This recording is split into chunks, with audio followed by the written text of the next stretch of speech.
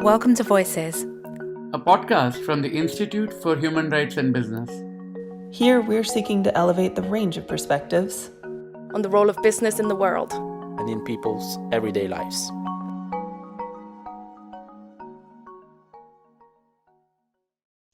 Dance your anger and your joys. Dance the military funds to silence. Dance the dumb laws to the dumb.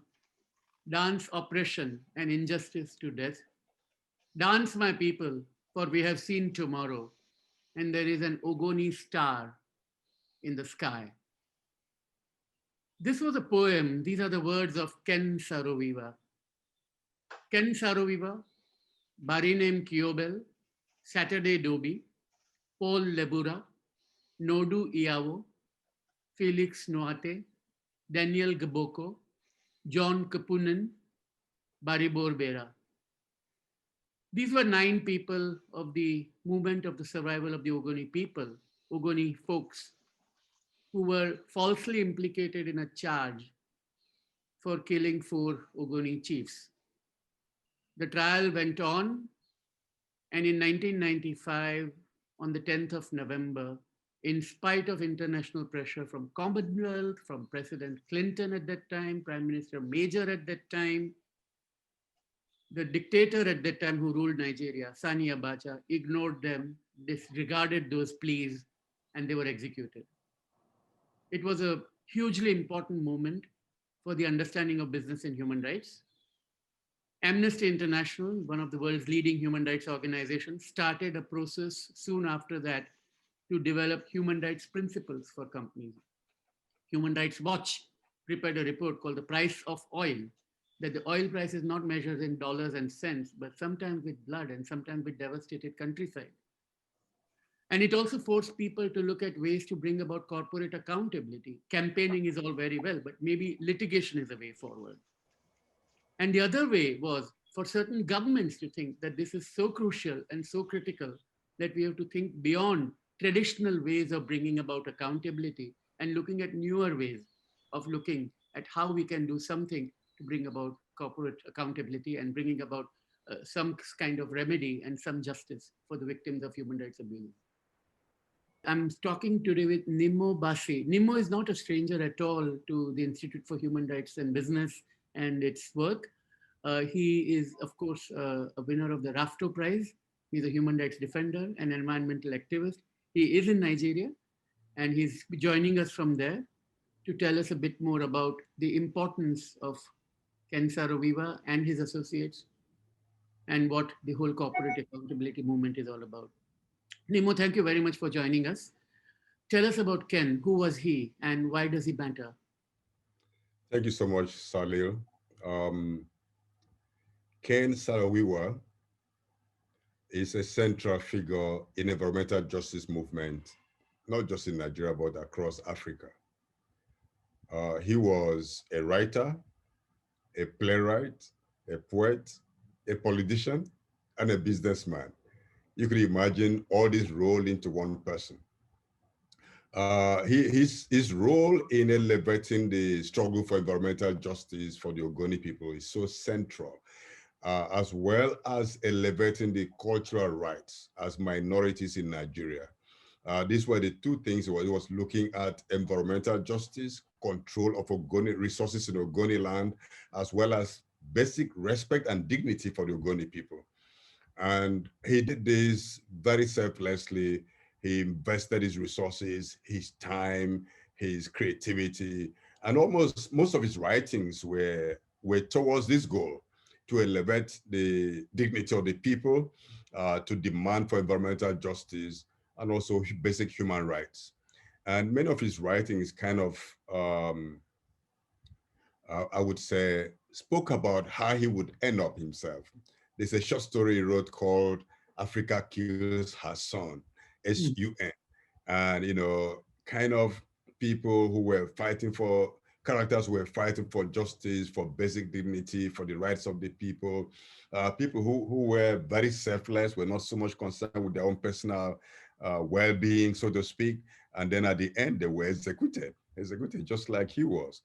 Now, Ken Saro Wiwa was a leader of the movement for the survival of Ogoni people, MOSOP, M-O-S-O-P.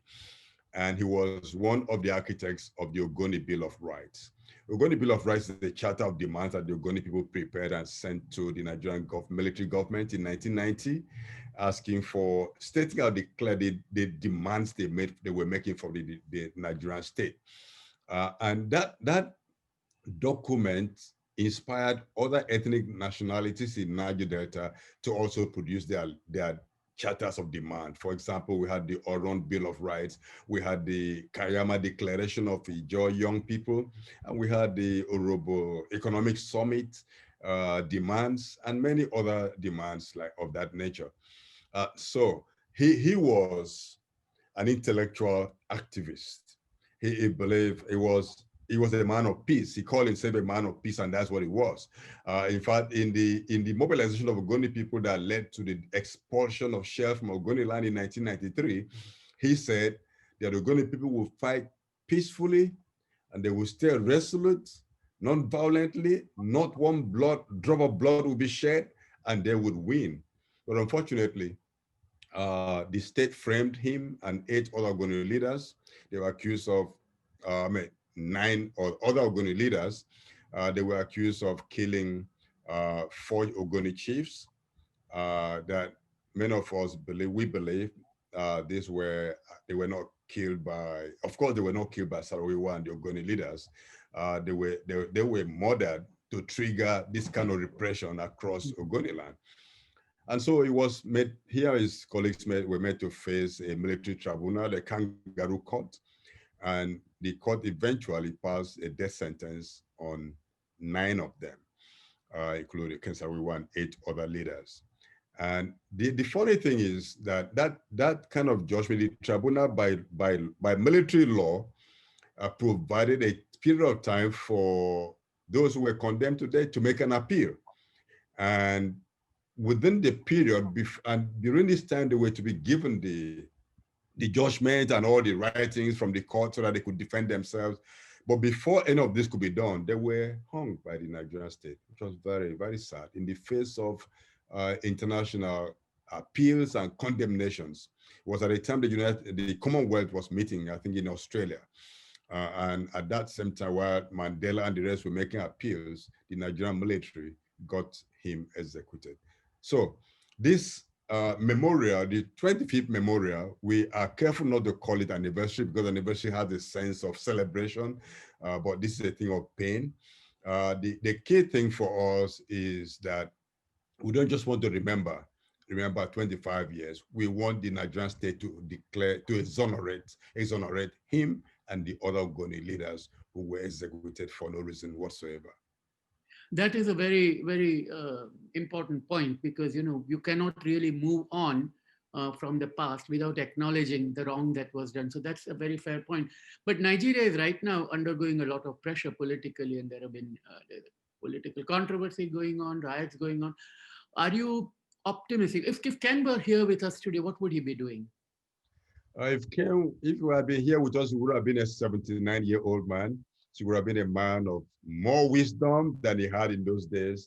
And so his home would have been a place of pilgrimage for activists and for everybody, because he was everybody's man. I believe that if he were around today, he would still be making the same demands he made 25 years ago, because things have not shifted. The only thing that has shifted over the years is that in 2011, the United Nations Environment Program issued a report on the assessment of Ogoni environment, and that report completely validated everything that vindicated all his work. Yeah, all the pollution.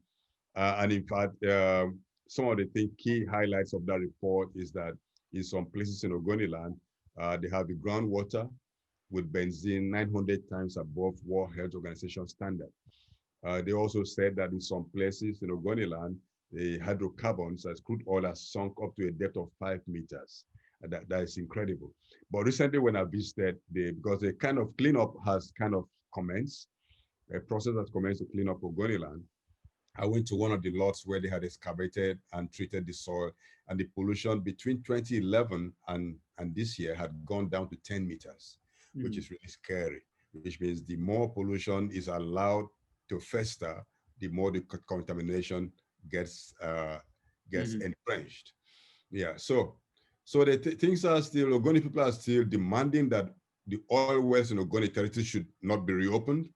At least the place has to be cleaned up, and the UNEP has said it will take at least 30 years to clean up and remediate and restore the environment. So for anybody to think of reopening the oil wells now, it's like opening the tap and then trying to dry the floor at the same time. It doesn't work that way. And how have the companies behaved? Has the situation changed? Have they learned from the past? Do you see improved practices? Because what we do see is that there have been several initiatives since then, and we will be talking about it in the course with in other panels as we go along. But I was just curious, do you think that their corporate practices have changed in terms of consultation, in terms of cleaner practices? Well, you're asking the wrong man this question. You're the right man for me. Yeah, okay, all right, thank you, because I actually don't believe that oil corporations operating in Nigeria can ever do anything right. They have been very influential over the laws. Most of the laws governing the activity was drawn up during the Nigerian Civil War, which was in the late 1960s. And those laws were drawn up for operations in a conquered territory. And so the people were not consulted, the environment was not considered. And so the oil companies are busy running on that same platform. Recently, a few weeks, currently, there's a petroleum industry bill which has been in the works for over a decade. A new version has been sent to the National Assembly and they're considering it. And one key thing is about how oil companies relate to the communities. What that bill specifies is that the oil companies have to carry out some corporate social responsibility activities with the communities, with host communities, and the question of who is the host community is to be determined by the oil companies, and I think this is a booby trap, because if the oil companies are the ones who determine who is the host community, then the divide and rule would persist in the region. Because we all know that the fact that an oil well is located where my laptop is now doesn't mean that the oil is sitting right under my laptop.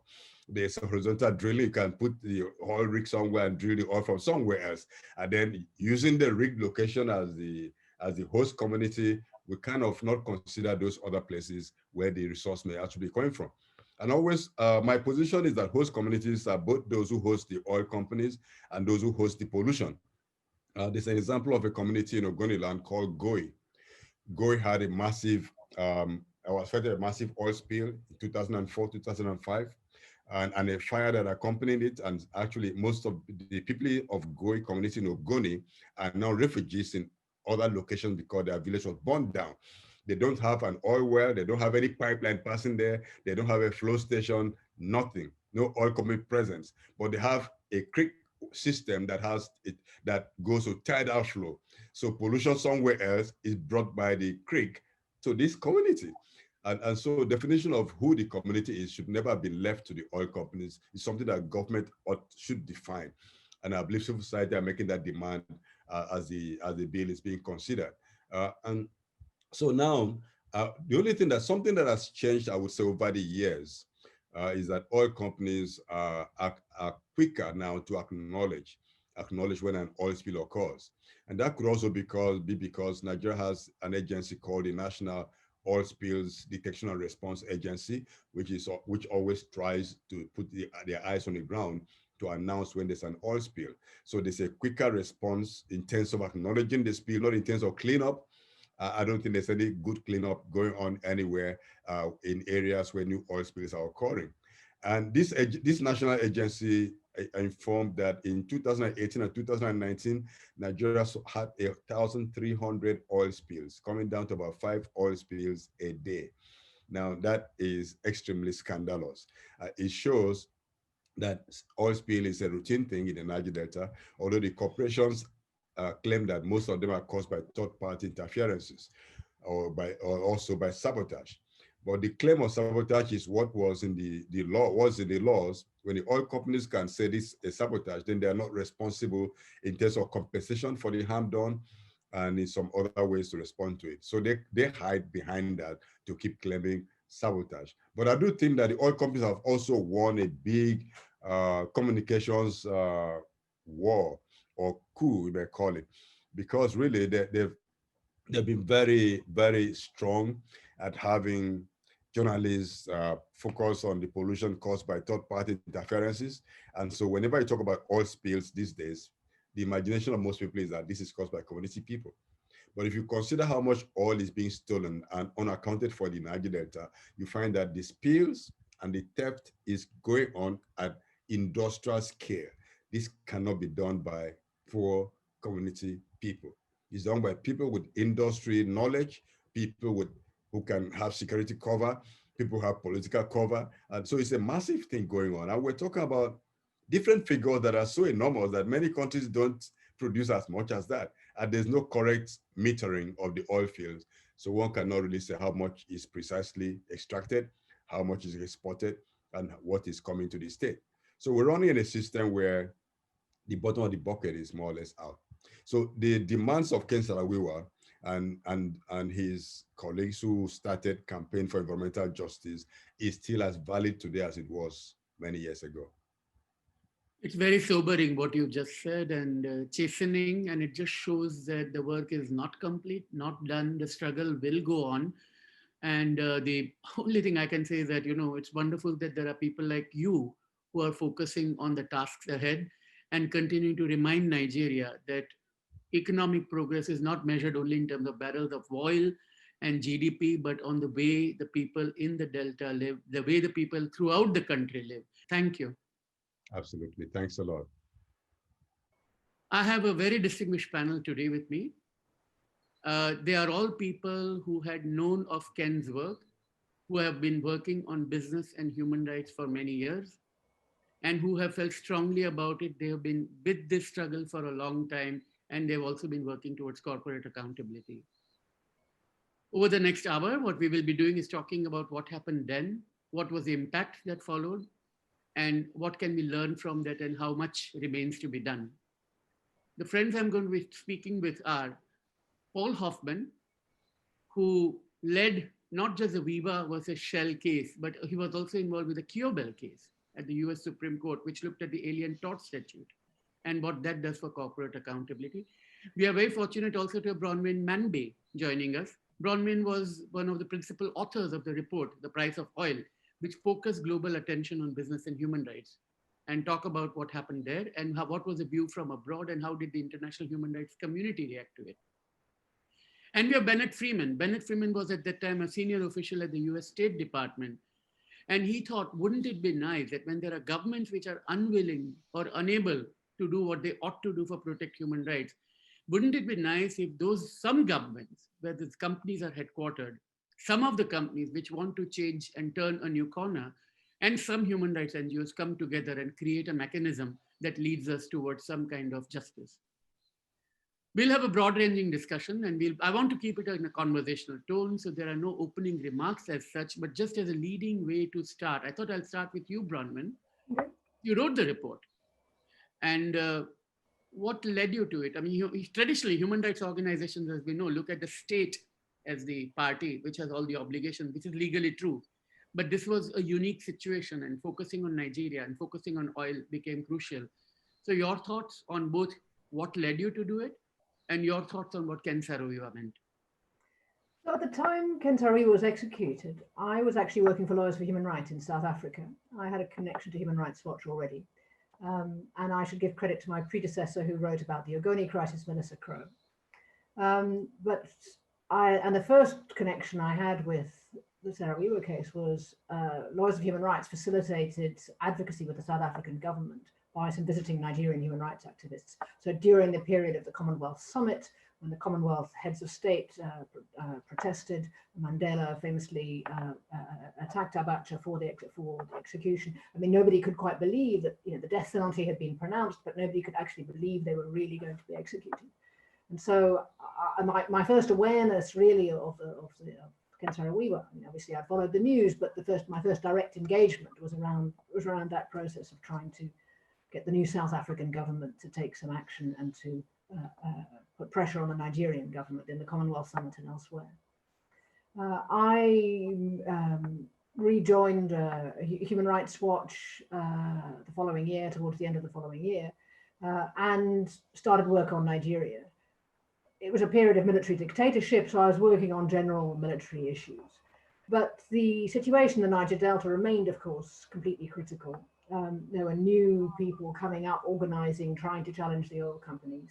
So even though the Ogoni crisis, it wasn't like the crisis was over, but it was quieter because of the devastation of the leadership had been taken out. It was really, but the organization had been severely weakened. But other parts of the Niger Delta began to organize as well. And I spent, it was logical to pick up on the work and to think about it. And I think that, what Saro Wiwa did was make that almost inevitable. That, the amount of focus on his activism, on his execution, meant that the eyes of the world had been pulled to the Niger Delta and what actually was going on. So writing further about the Niger Delta was, something that had to be done. How it turned into a large report called The Price of Oil, looking much more broadly at the issues around environment and economic and social rights and so forth, was an interesting process of discussion. And I think, so the way, if you are a human rights nerd, you can pass that report and see which sections. So there are some parts of the report that I wrote as being the substantive part of the report that became background, for example, because for Human Rights Watch to write a report that directly challenged the oil companies and directly talked about environmental pollution was a very new step for us at the time. It was the first report that Human Rights Watch did actually engage directly in looking at the responsibility of corporations. And so there was a really, my first draft went to the legal office who said, I don't think we can publish this. We can't say this stuff. It's not our mandate as Human Rights Watch. We need to look at what the state is doing. And how do we talk about corporations? So there was a long period of discussion about how to do that. And in the context of Nigeria, I think there are two good reasons for doing that. One is the oil companies are directly responsible for a lot of bad things that go on the Niger Delta. And the other part is that while, if you were in the context of a military government, in Nigeria, the military government had demonstrated itself to be completely impervious to international public opinion by indeed executing Ken Saro Wiwa. And the oil companies at least were a mechanism of leverage to try to address some questions in the context of a government that was completely impossible to reach in other ways. And so I think that was the reasoning behind it. The purpose as well was to create a narrative about why this is a human rights problem, why it's not just environment, why it's not just economics, why it's not just development, why is this a human rights problem? And that was really the objective of the report. No, what you said, Bronwen, resonates because I was a researcher at Amnesty International a little later, but 1999 is when I started there. And same kind of questions, because when we were, after my first visit to the Niger Delta and when we wrote the report, some of the legal colleagues quite genuinely raised the question exactly on the same line that these are the responsibility of the Nigerian state, and why are we calling on the company to do this? Aren't we giving a free pass to the state? And Paul, you will recall some of those conversations because you were the chair of the International Executive Council of Amnesty at that time, and which is how we first met about 20-something years ago. And I was just curious about what led you, as somebody who felt strongly about the case, actually to think in terms of litigation as a way to bring about change in this context. And if you can also explain, because we have viewers from around the world, what is the Alien Tort Statute? I mean, how can a company which is a Dutch-British company doing something in Nigeria, why should the US court be worried about it? Well, I mean, the Alien Tort Statute is a law that was passed in 1789 as part of the first statute that was passed by the US Congress. And it gave non-citizens the ability to bring cases in the newly created federal courts for torts committed in violation of the law of nations. And there are very few cases in the beginning. And so the actual meaning of the statute has been shrouded in some mystery and some debate. But in 1980, the Center for Constitutional Rights brought a landmark case against a torturer from Paraguay who was found living in Brooklyn, a case called Philartiga.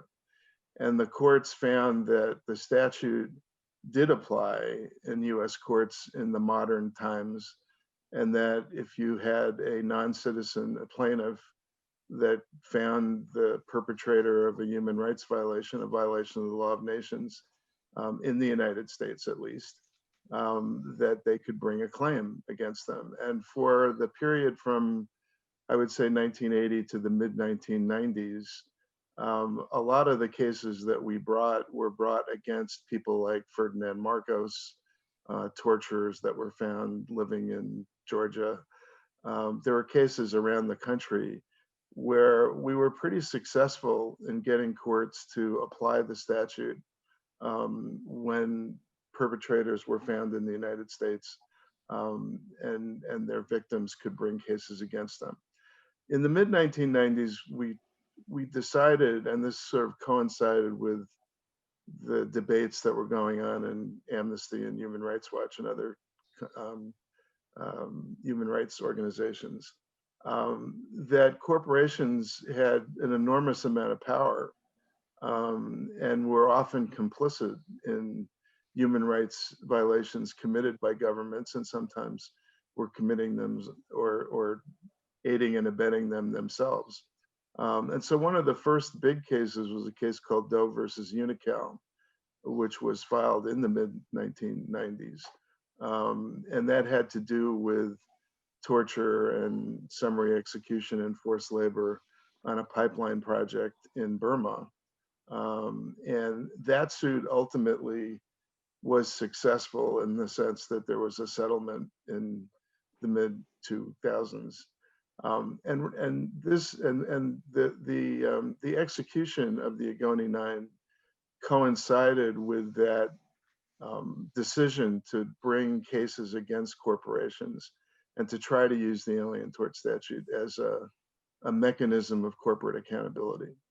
And I think that the Wiwa case had a certain power, particularly within the US legal system and the US political legal culture, that a lot of the other cases didn't have, because the story was so powerful, that Ken Saro Wiwa's legacy was so strong. And it goes to your question of how could US courts assert jurisdiction. Well, you know, we got jurisdiction over the parent companies of Shell because there was an investor office in New York. I'm not sure we would be able to do that anymore, and originally the case was dismissed for lack of personal jurisdiction and for an argument that the cases should have been brought either in Holland or in the UK. But the Second Circuit reversed that. And I think part of the reason they reversed it was the story of Ken Saro Wiwa, the facts. In a lot of these cases, the facts wind up convincing judges, they convince people that support the litigation. And I think that the Wiwa litigation always was strong because of the narrative, because of what happened. That got us through discovery battles. It got us through, you know, the various motions that Shell brought to dismiss the case, which they did all the time. They tried to bury us in paper. And ultimately, the case was settled in 2009 after 14 years. And I think one of the reasons Shell wound up settling actually was there was a Ken Saro Wiwa Jr. was a leader in the litigation. I think he was able to convey the power of his father's legacy in ways that probably very few other people could. Even Owens Wiwa was Ken Saro Wiwa's brother, was a plaintiff. He did the same, but Ken Saro Wiwa Jr. had a certain charisma that I think his father had too. And I remember the New York Times doing a major piece right before we were scheduled to go to trial. And it was after that piece and after Ken Saro Wiwa's interviews, Ken Saro Wiwa Jr.'s interviews, that Shell started to talk about settlement and tried to reach an agreement with us. Because I think they were afraid of a trial that would have laid out their complicity with the Nigerian government in bringing about the execution. And so, you know, it was, I think, a very powerful case. It's one of the few cases that did reach a settlement, and a settlement that included a fund for people other than the plaintiffs in the case. Ken Saro Wiwa Jr., I think, in a lot of our discussions about whether to settle or whether to go through with trial, Ken Saro Wiwa Jr. talked a lot about his father's legacy and about what a settlement might mean, and about the fact that the struggle's never over, right? I mean, I'm about to argue the latest in this series of cases, Doe versus Nestle, in the Supreme Court on December 1st, where right around the same time, well, actually, I guess it was 2005, right about that time, we brought this case against the chocolate companies for their complicity in child slavery in Ivory Coast, another problem that seems to be impossible to solve. And we're going up against the chocolate companies in the Supreme Court, and the Supreme Court's not a particularly favorable place. But what I take from Ken Saro Wiwa's legacy, where you started in terms of Nnimmo's admonitions, is that we're not going to stop. I mean, if they take away the Alien Tort Statute, then there'll be other ways to do it.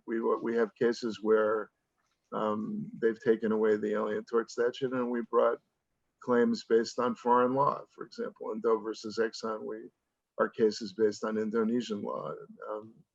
In a case called Doe versus Chiquita about mass murder in the banana growing fields in Colombia, it's based on Colombian law. And so the movement that started with these cases, in which Ken Saro Wiwa's legacy and memory played such a major role, won't stop, right?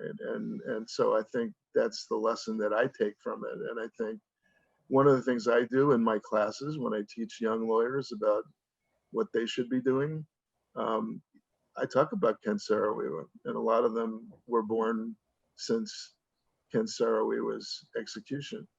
But that story still has power. And I think it helps inspire young lawyers that are interested in doing this kind of work to keep doing it, notwithstanding the obstacles and the difficulties and the challenges that we face. Thank you, Paul. And Bennett, you heard both Bronwen and Paul laying out the limitations. And you are in a government. You want to see the potential of what can be done. And the president at the time tries to influence the other government, and it does not make any difference. And you want to step in, and you want to see how one can create a mechanism, some way of moving forward so that we have corporate accountability.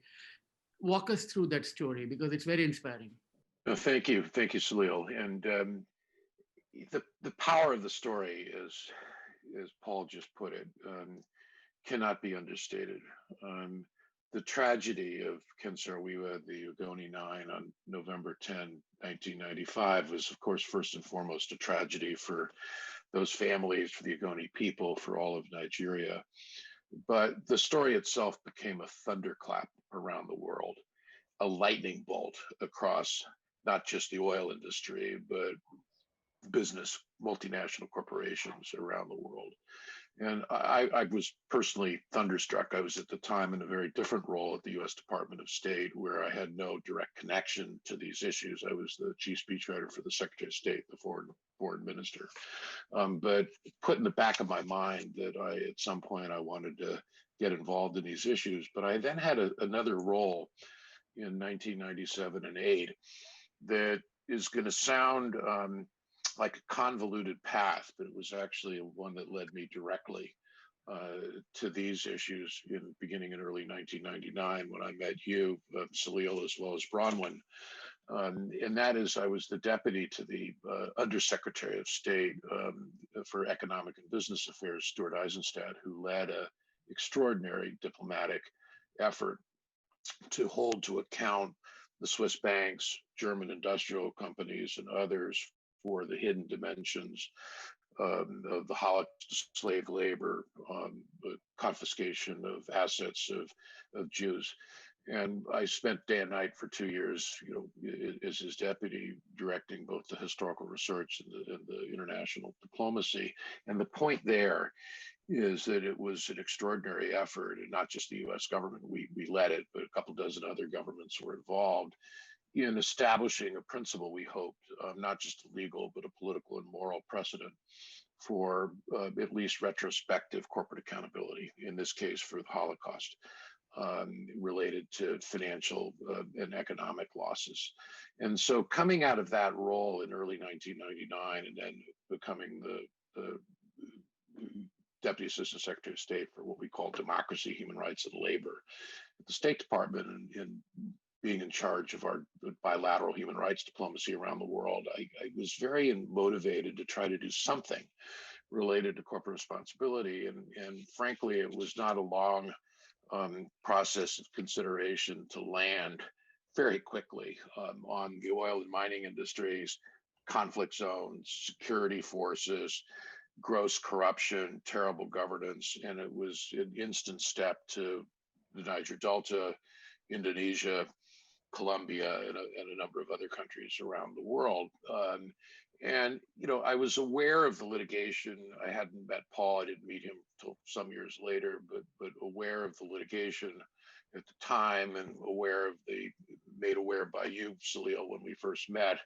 I think in the spring of 1999, of the work of Amnesty in developing some very early human rights principles for companies, aware of the pioneering work of the Amnesty UK section, Business and Human Rights Group, founded by the late great Sir Geoffrey Chandler, and then had the chance to meet Bronwen.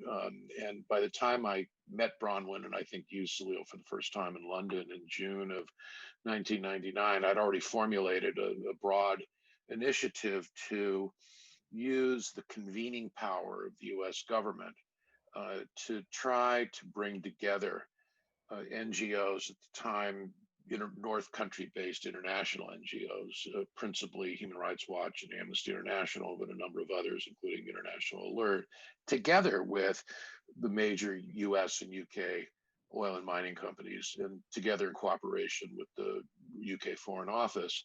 And it was essential to try to do this on a transatlantic, if not global basis. And I can't emphasize enough how important the London connection was, because you, Salil, were starting to do this work on behalf of Amnesty, Bronwen on behalf of Human Rights Watch, together with her American colleague, Arvind Ganeshan, based in Washington, who became a close partner of mine.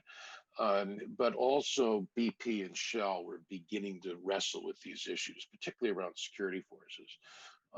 And so there was a partly open door already to then deploy the convening power and diplomatic skill of the State Department. It was a huge process, and it was an instant recognition, frankly, on my part, that it would not be possible to pursue in the short to medium term of several years a legislative or regulatory route. As much as I believe in legally binding standards and felt that way at the time, but that we needed to try to create some kind of a multi-stakeholder process, a phrase hardly used at the time, that could at least start by developing a joint standard that could have some global impact. And the only precedents at the time were the two related initiatives that are both very much alive and well a couple decades later, both focused on labor rights in the apparel sector, principally the Ethical Trading Initiative, founded in London, and the Fair Labor Association, founded in Washington. So those were some models that I was able to work with, at least be aware of.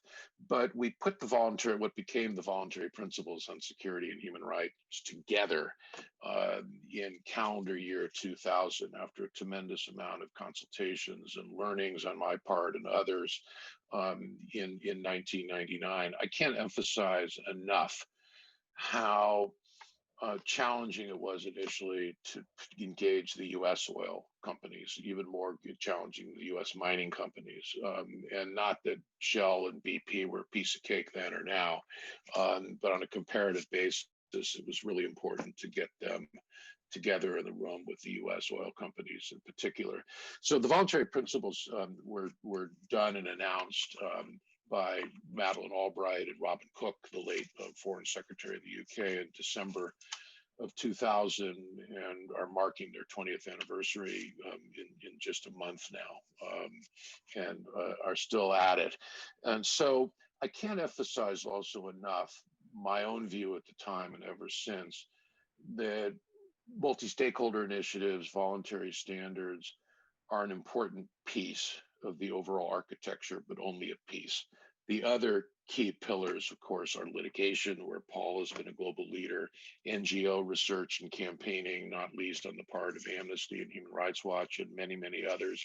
And above all, of course, civil society, local communities in Nigeria and around the world. But also over the years, responsible investors, others who have gotten into the act from a financial perspective.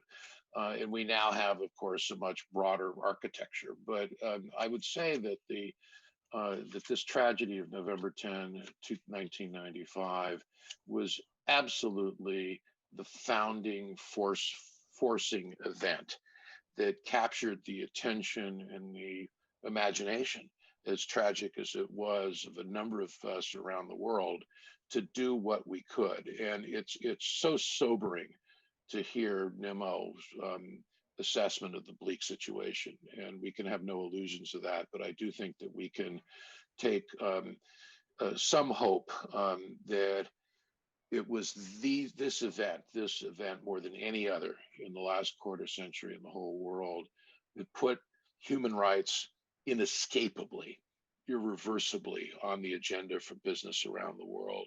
And it just absolutely crystallized some of the initial issues, galvanized action, which remains incomplete and inconsistent.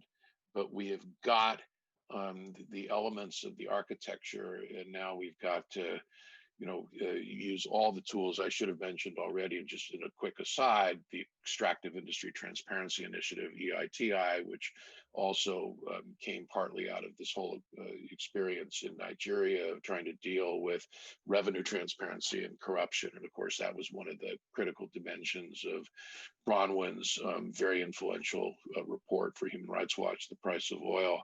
So I think we've come to understand the multiple dimensions of human rights issues.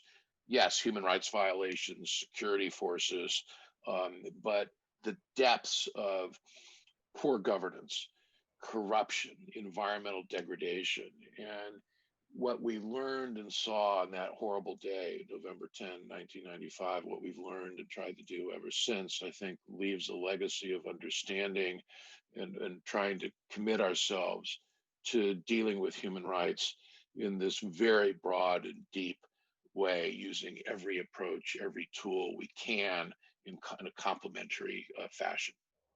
Thank you, Bennett. That's a very, very good summary of what led you to this and where we are now.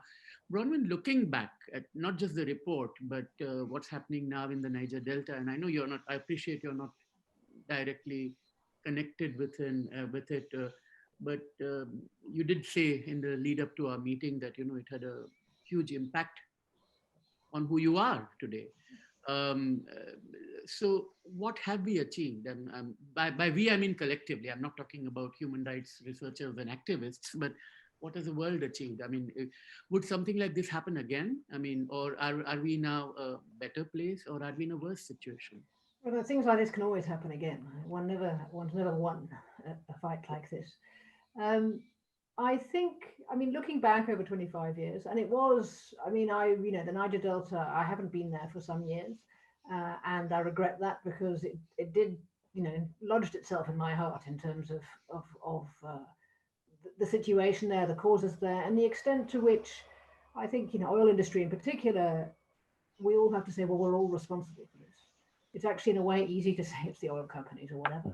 We all drive cars and heat our houses and take flights and so forth. So that's one of the complications about the oil industry, is that you have to take some personal responsibility as well about how you think about the questions.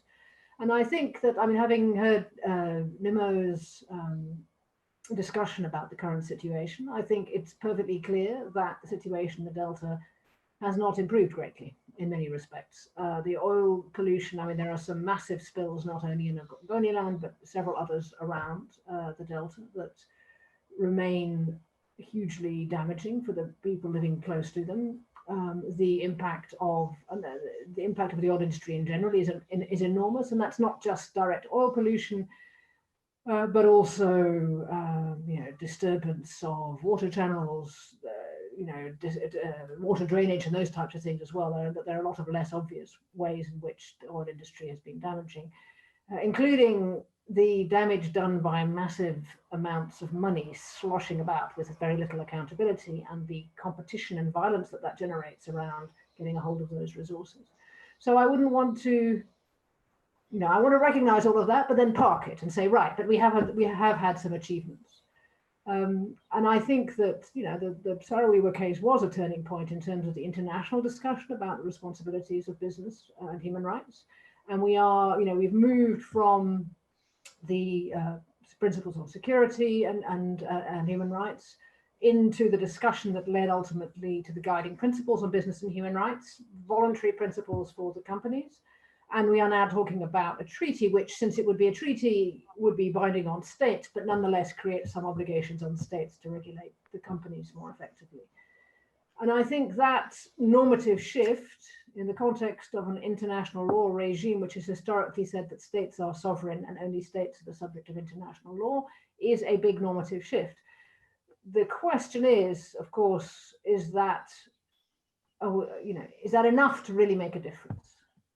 And I think we're not sure yet. Are we discussing micro improvements and not making a difference to the macro problem? I hope that we're addressing the macro problem, but I by no means think that we've addressed it yet.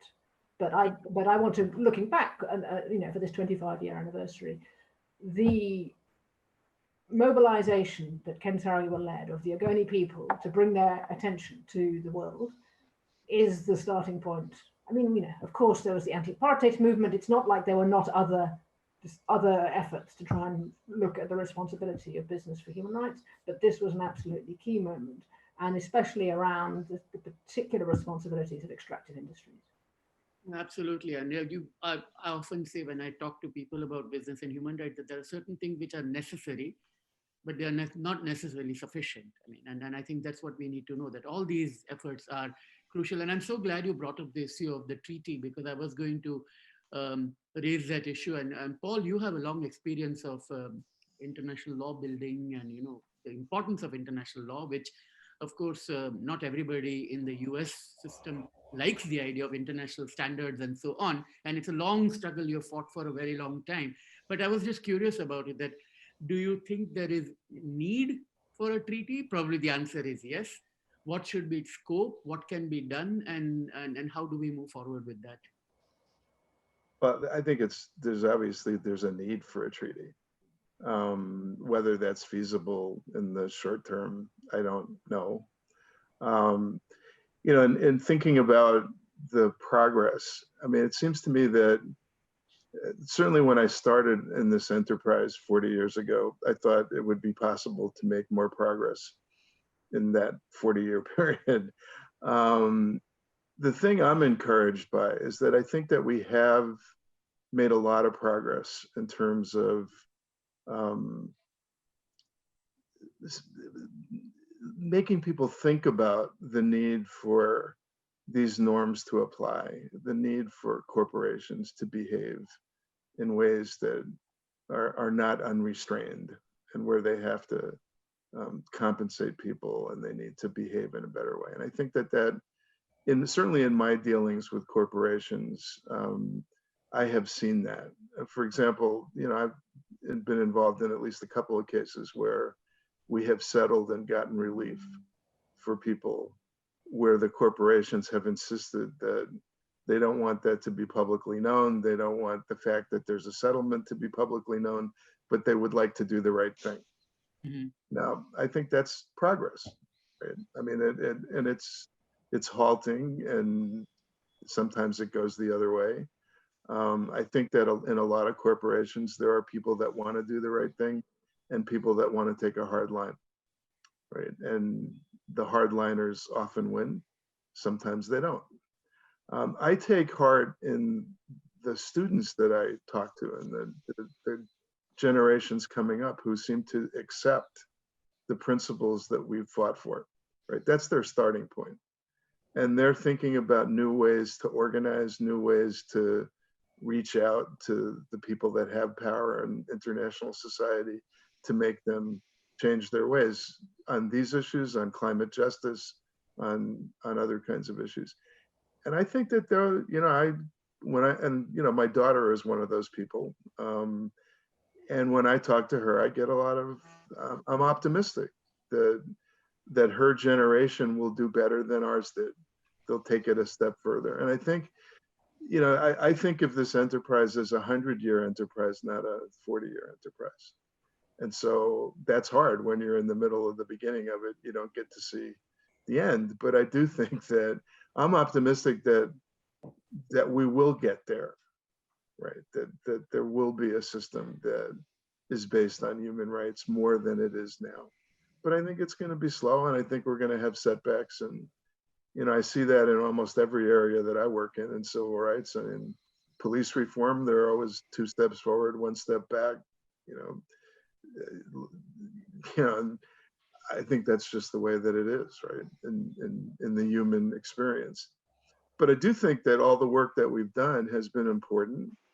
I think that it's set the stage for the next advances that the next generation will do. And I think that one of the lessons that I hope that everybody takes about this is that you just have to keep at it.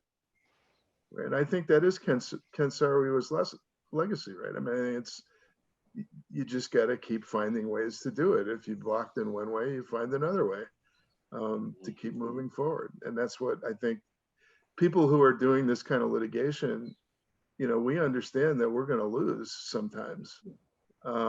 We do a fair amount, but we win sometimes. And every one of those victories is another building block for the future. And I think that's how you have to look at it. Yeah, absolutely. I mean, it's that's sobering and inspiring at the same time of how we look at the situation. Now, all 4 of us have, in our own ways, tried to move things forward step by step.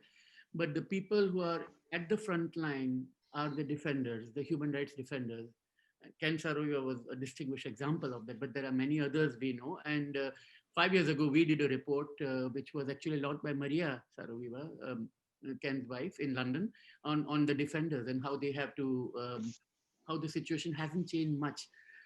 And the space has been shrinking for the defenders.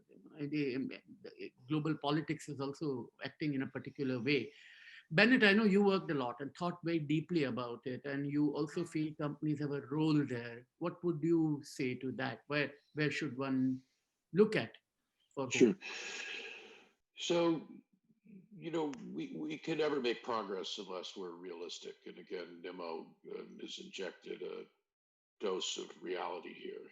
But we'll never make progress unless we're optimistic and committed. And one of the grounds for optimism the last several years is exactly this challenge of recognizing the plight of human rights defenders around the world and the broader pressure that civil society and civic freedoms have come under, not only in autocratic states, but sadly in democracies that have become increasingly illiberal.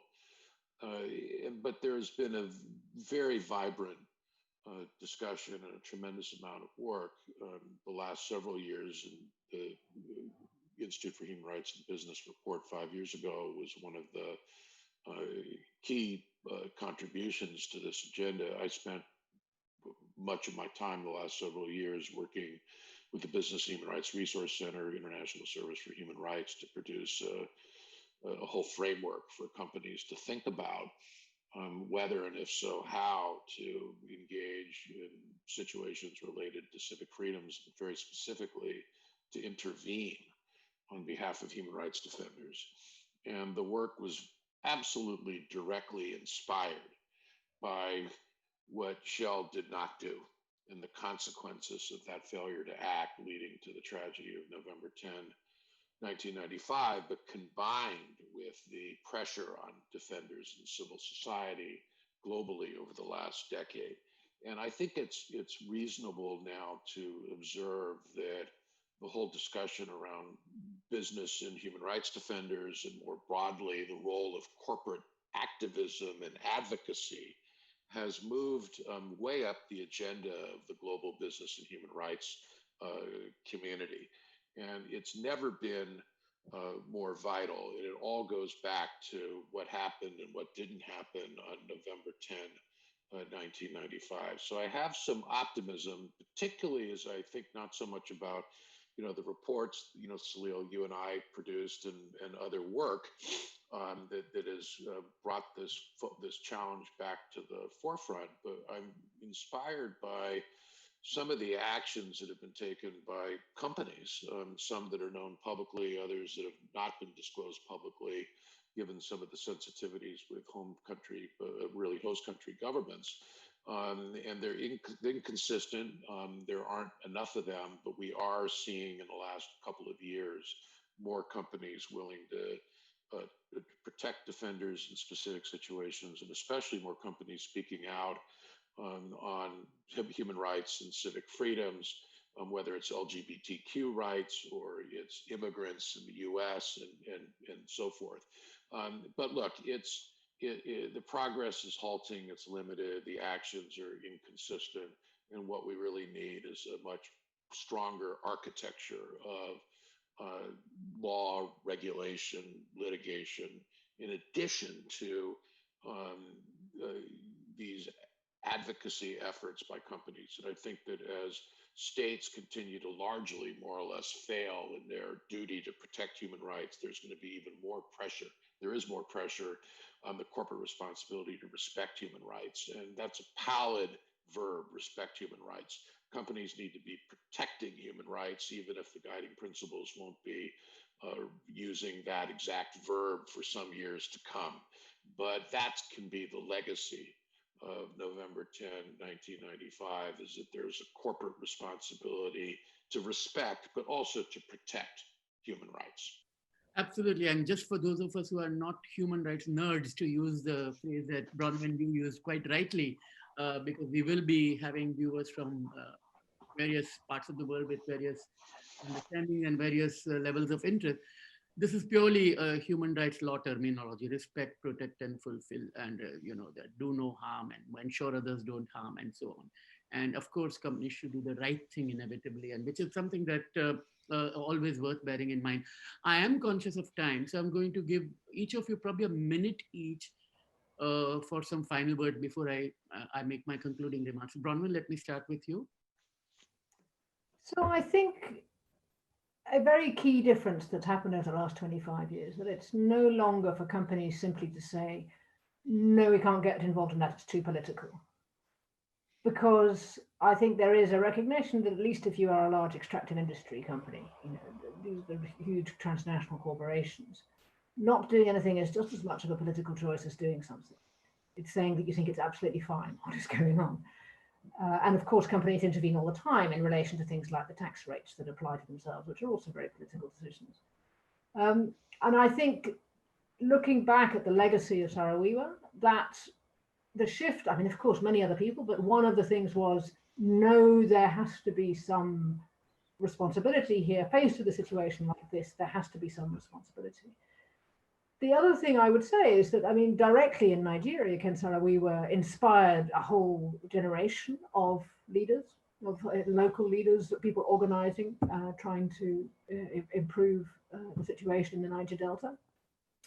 Some of whom got diverted into their own money-making and less salubrious exercises, but nonetheless a cohort who are absolutely committed to the issues. He inspired a generation in Nigeria, and I know for a fact he inspired a generation across Africa as well. There were, the work that he did was so important and remains. And I think I mean, thank you for inviting me and thank you for organizing this, because I think his name deserves to be brought to the top again to say this is an ongoing struggle which we need to carry on engaging in. And thank you for mentioning the Nigerian movement that is spawned, because I do want those of us who are watching this to know that we have another panel called View from the Ground with Nigerian voices. So it is not something, and we have to listen and learn from them. And it's not that we from outside have some kind of a magic formula for them. We are, I approach this with that humility. I just wanted to be, and all of us, I'm sure all of you share that view. Paul, final words from you. But I also thank you for inviting me for this. I think that I have used the Ken Saro Wiwa case in my teaching for many years. And I think it's a story that is very inspirational to the next generation that's going to take up this torch, right? And so I think that this is very important to remember. But I think that I think people are remembering what he brought to this on a regular basis. I know many of my colleagues that were involved in the case use his legacy for teaching purposes also, and it has a power. And I think the most important power is not giving up, right? And I think that's really what his memory should be. Remember, and I think also to remember, unfortunately, Ken Saro Wiwa Jr., who also passed and who was a major force to carry his father's legacy forward. But I think other members of the family continue to do that. And I think that's also very important. I've met other members of the family over the years during the litigation, and they're a very inspirational family. And I certainly, thinking about being on this panel made me think back to the story, to what happened, to what he did, what he accomplished. The idea that half the population of Ogoni came out to that rally in the beginning. I mean, it's pretty amazing, right? And so it's a really important story to bring forth to every generation from now on. Thank you, Paul and Bennett. I couldn't agree more with what Paul just said, as well as with Bronwen's comments. I mean, this happens in history on many occasions where a tragedy is just absolutely shocking, but then becomes a galvanizing event. And that was certainly the case here. It cannot understate the inspiration that came from this tragedy for so many in Ogoniland and the Niger Delta, around Nigeria, around Africa, and around the world, and the commitments that it spawned in all of us. I've felt privileged as a white American guy who at the time had a chance, as an American diplomat, to work with others, and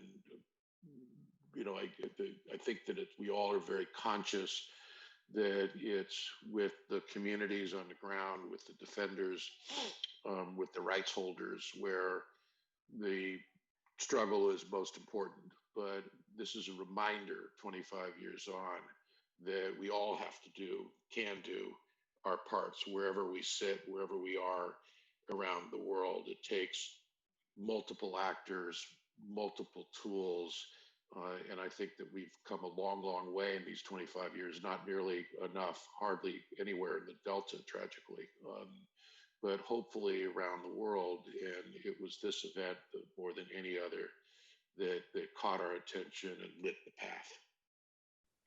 Thank you, Bennett. Bronwen, the key message I took from you here is that there is complicity in silence, which is something that, Nick Howen and David Petrasek and fine people like that used to tell us about.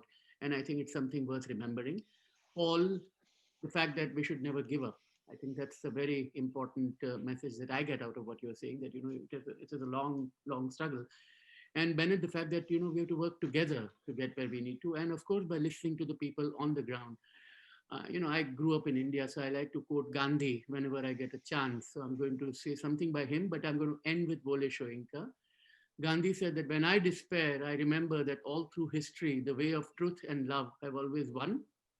There have been tyrants and murderers, and for a time they can seem invincible, but in the end, they always fall. Think of it, always.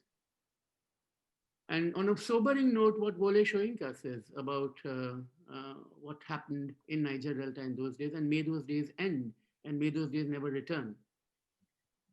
I find no poetry in slaughter fields, no lyric grace, redemptive passion, no. Only that which came and went as others, the blaze of empires, salvation's ashes, the crunch of cinders in time's cul-de-sac. Bronwen, Paul, Bennett, thank you very much for joining us. Thank you, Salil. Thanks, Lil. Bye. Thank